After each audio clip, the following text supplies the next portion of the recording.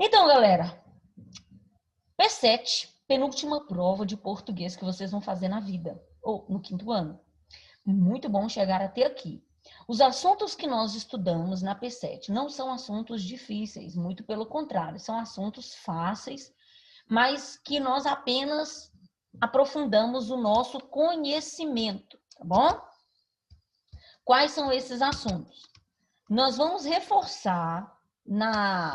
reforçamos agora no estudo dessa unidade o conceito de parágrafo. Às vezes vocês podem perguntar assim, tia, mas parágrafo a gente estuda em português, não é só na produção de texto? Não. Parágrafo, toda vez que você tiver um texto, seja ele para ler, para interpretar, você precisa entender o conceito de parágrafo. Então, o parágrafo, ele é um aspecto visual, é um espaço que você vê, tá? Nós vamos, ao observar um texto, a primeira coisa que a gente vê, se esse texto for um texto de estruturação de parágrafos, a gente, olhando para ele, a gente já vê se ele tem parágrafo ou não, porque o parágrafo, visualmente falando, é um recuo do espaço da margem quando se começa a escrever, beleza? Então, o que é o parágrafo? Identificamos o parágrafo no texto por causa do recuo, né? Ou seja, do afastamento da margem do papel. É isso que faz a gente ver ele de forma bem visível, esse afastamento, tá? Todo parágrafo, ele tem que ter uma ideia núcleo. Cada parágrafo, ele tem que ter uma ideia núcleo. E essa ideia núcleo, ela tem que estar relacionada com a ideia geral do texto que você pretende escrever. Não existe um tamanho certo para o parágrafo. É uma linha, 2 linhas, é 3. Não tem uma regra certa. Mas também ele não pode ser... texto que tem parágrafo não pode ser só de um parágrafo, tá? Ele tem que ter a ideia de começo, meio e fim. Começo, meio e fim. Tá bom? Olha aqui, esse exemplo aqui de parágrafo. Ó. Nós temos aqui uma seta vermelha indicando os tamanhos de um parágrafo, né? Visualmente falando, esse texto ele teria uma estrutura errada se os parágrafos fossem desses tamanhos variados, tá? Então, não é adequado que o tamanho do espaço seja tão grande nem tão pequeno. Deve ser tamanho único. Aqui vocês estão vendo um texto de 2 parágrafos, ó. Tamanho ao espaço aqui do parágrafo. Veja que é paralelo com esse aqui, ó. É o mesmo tamanho, ele é vazio. E se o texto tiver travessão, o travessão não fica dentro do parágrafo, vem depois, tá? Aqui é um outro texto, dessa vez escrito de letra de imprensa, né? Por alguma criança. Também deixou os espaços do parágrafo, ó. Mas não pode ocupar parte do parágrafo com nenhum traço, nem ponto, nem sinal. Beleza? O outro assunto que nós estudamos foi o tempo verbal no pretérito. Ou seja, o tempo verbal no passado, tá? Ele pode ser pretérito perfeito, imperfeito ou mais que perfeito. Então, um passado ou um pretérito perfeito é aquele que indica que uma coisa já foi concluída, já foi feita. Por exemplo, nós arrumamos, Neto pediu, eu construí. Foram coisas do passado que já foram totalmente concluídas. Mas o pretérito imperfeito indica uma ação do passado, mas que não foi concluída.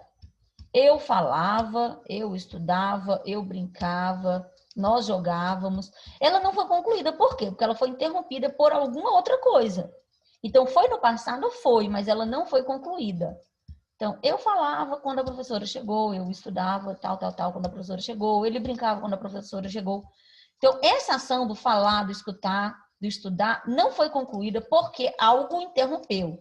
Se isso acontecer, é pretérito imperfeito.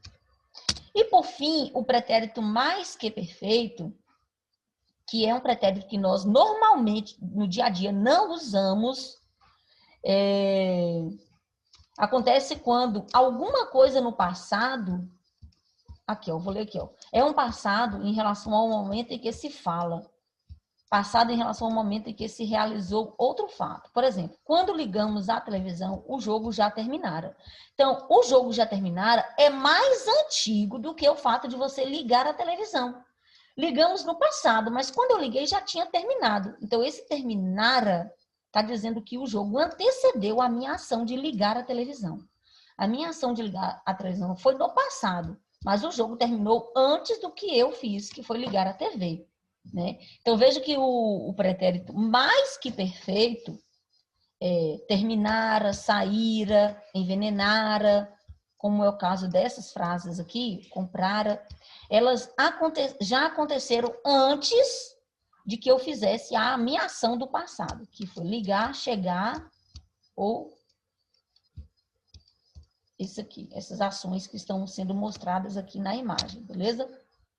Outro assunto que vai cair na prova, a acentuação das paroxítonas. Preste bastante atenção, porque existem regras para se acentuar as paroxítonas. E na prova, se você tiver dúvidas sobre essas regras, você vai ter que fazer uma consulta na internet, porque a gente não copiou esse resumo aqui no caderno. Ou você olha aqui no vídeo, ou você procura na internet sobre as regras de acentuação das paroxítonas. Lembra que paroxítona é toda vez que a antepenúltima sílaba que nós escrevemos tem o som forte, se a antepenúltima sílaba tiver com som forte, ela terminar com essas letras, elas vão ter acento.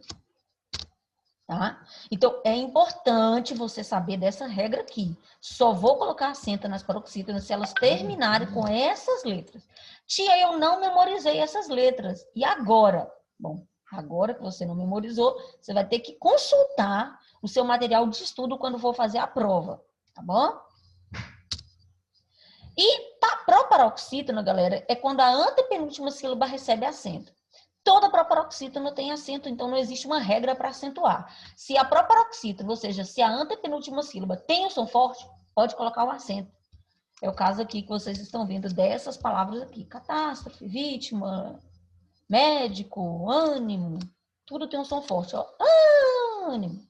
Então, palavra com som antepenúltimo forte, coloca o acento, tá bom? Mais uma ortografiazinha para a prova. Traz com Z e traz com S. Traz com Z, você vai usar essa frase na prova. Eu pedi para vocês criarem frases, tá, galera? Não pode ser copiada da internet porque está relacionado com o texto lá da prova. Mas eu pedi para você criar uma frase com Z, né? Quando é que eu vou criar uma frase e usar o traz com Z? Quando essa frase está dando a ideia de trazer alguma coisa, né? Por exemplo, Laura traz água para sua irmã. Então, Laura traz. Rawane traz uma novidade para a aula de hoje. Então, toda vez que indicar trazer, vocês vão colocar Z. Mas, se estiver indicando uma posição, aí você usa com S. Tá? E toda vez que tiver S, tem acento. Por exemplo, não olhe para trás. Não olhe para trás. Então, não olhe para a sua posição das costas, né? Ou Júlia está atrás de... mas eu falei atrás, que atrás também é com S, né? Mas, assim, toda vez que você precisar falar de sua posição, você vai usar com S. E toda vez que você precisar falar de trazer alguma coisa, oferecer algo para alguém, é com Z. Parece simples, mas para quem está com a mentinha cheia de coisa igual vocês, pode ser. Nessa primeira parte aí, galera, nessa primeira parte, teve dúvida? A segunda parte da nossa aula, galera, está relacionado com o capítulo 10 do seu livro de português, ou o segundo texto. Lá está falando sobre a tipologia textual. Notícia. Ué, o que eu compartilhei isso aqui? Ué, tia? O que é isso? Agora foi. Então, galera, lá está falando sobre o texto notícia, tá bom? E nós vamos ver aqui alguns recursos que foi usado naquele texto notícia, como as palavras primitivas e as palavras derivadas. Nós aprendemos da última vez que palavras primitivas e derivadas são um recurso para formar novas palavras. E que, para formar novas palavras, nós usamos o diminutivo, às vezes, e também o aumentativo. Então, todo diminutivo ou todo aumentativo é uma palavra derivada. E a palavra original, ou a palavra base, é chamada de palavra primitiva. Na aula anterior, nós até discutimos aqui. Eu perguntava algumas palavras para vocês me falavam qual era primitiva, qual era derivada. Por exemplo, casa é primitiva. Qual é o derivado de casa? Casarão. Não é a mesma coisa que, Casarão. não é a mesma coisa que, tipo assim, diminutivo e aumentativo, só que em vez do diminutivo, você só usa o do meio, que é a palavra base. A palavra base, a raiz, isso. Mesmo. Não é mais ou menos isso? É mais ou menos isso aí, Pedro. Toda palavra base ou a raiz, ela é primitiva. E aquilo que, quando a gente coloca um prefixo ou um sufixo, lembra que a gente falou isso aqui? Nós estamos tornando essa palavra derivada. Igual eu dei o exemplo aqui de infelizmente. Feliz é a nossa palavra raiz ou radical, é a base. Se eu colocar um prefixo, ou seja, se eu colocar umas letrinhas antes dela, eu vou ter a palavra infeliz. Então, já é uma palavra derivada, infeliz. E se eu colocar um sufixo, ou uma palavra depois dela, eu vou ter mente. Felizmente, já é uma nova palavra. E se eu colocar um prefixo e um sufixo, como esses dois aqui, eu vou ter infelizmente. Então, só da palavra feliz, olhando para esse exemplo que eu dei aqui, nós formamos 3 outras palavras. Infeliz, Gostei. e infelizmente. Tudo relacionado com a palavra Feliz, que é a palavra primitiva, a palavra base. Tá bom? É mais ou menos isso que eu quero que vocês aprendam lá com os aumentativo e diminutivo. Geralmente, quando nós vamos fazer o aumentativo e diminutivo, nós usamos sufixos, ou seja, nós usamos pedacinhos de palavras no final delas. Mas o sufixo que nós mais usamos para o aumentativo é o ão. E o sufixo que nós mais usamos para o diminutivo é o inho. Mas não existe só ão e só inho. Para o diminutivo existem muitos outros. Eu dei aqui para vocês esse exemplo aí, ó. Esse exemplo aqui. Tá vendo aqui? Ão, aço, alhão, arel, arra, zarrão, eirão ou ursa. Tudo isso indica tamanho grande. Caso esses diminutivos, caso esses sufixos apareçam no final da palavra.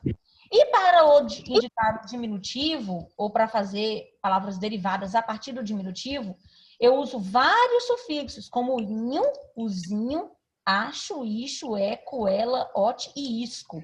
Aí aqui na frente vocês estão vendo, né, exemplos de palavras derivadas que receberam esses sufixos aqui. O ano passado, galera, no 4º ano, vocês aprenderam que não é toda vez que a palavra termina com inho que ela indica diminutivo. E não é toda vez que a palavra termina com ão que ela indica aumentativo. Exemplo, coração termina com ão, mas indica aumentativo? Não. Não. Então, a gente precisa ter... Fogão também não, né, tia? Hã? Fogão também não. Isso, fogão também não. Muito bom. Então, deu para vocês terem aqui uma ideia, galera, do que é primitivo e derivado, aumentativo e diminutivo? Deu para ter essa ideia? É fácil. Hã? É fácil o bagulho. Beleza, né? É. Retomando aqui, galera, as regras de acentuação. Olha, nessa unidade, nosso foco está na acentuação dessa aqui do meio. Qual é? Paroxítonas. Lembrando a regra. Paroxítona é a penúltima sílaba com som forte. Ela não é a última que eu escrevo, é a penúltima. E ela, para receber acento, tem que terminar ou com I, ou com is, ou com N, ou com uns, R, X, ans, ãos, ditongos, ou PS, né? Igual bíceps, né? Então, essa regra aqui, ó, da acentuação da paroxítona, eu não escrevi no caderno de vocês. Para fazer a prova, vocês vão precisar olhar ela na internet, tá bom? Caso você não tenha conseguido memorizá-la, que é realmente complicado memorizar esse tanto de letrinha aí. Bom? Ô, tia, mas isso é só de paroxítonos, é? Na prova eu vou focar na paroxítona, mas vai falar da paroxítona e da proparoxítona. E da oxítona? Acho que não. Na prova não tô lembrada se eu coloquei da oxítona, não. Na tarefa do livro até que tinha, mas na prova não. Acho que eu só foquei na prova não mesmo.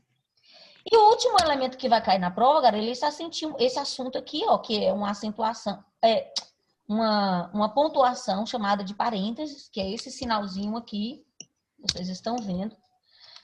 O uso do parênteses é muito grande, existem muitas regras para a gente usar parênteses. Na prova, eu não vou pedir todas as regras. Na prova, eu vou relembrar um uso que vocês usaram no 4º ano, que foi usar o parênteses para dar uma explicação.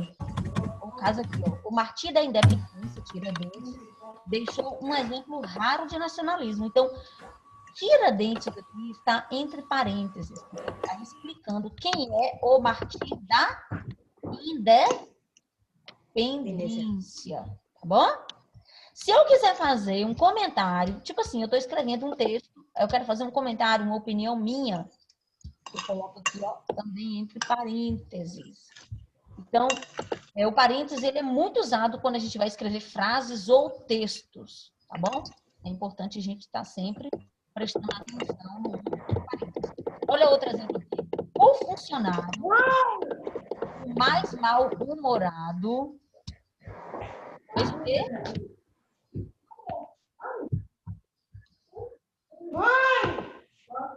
Tia, foi sem querer, viu, tia? Ah, Ui. Ai. tá de boa. Foi sem Então, querer esse risco.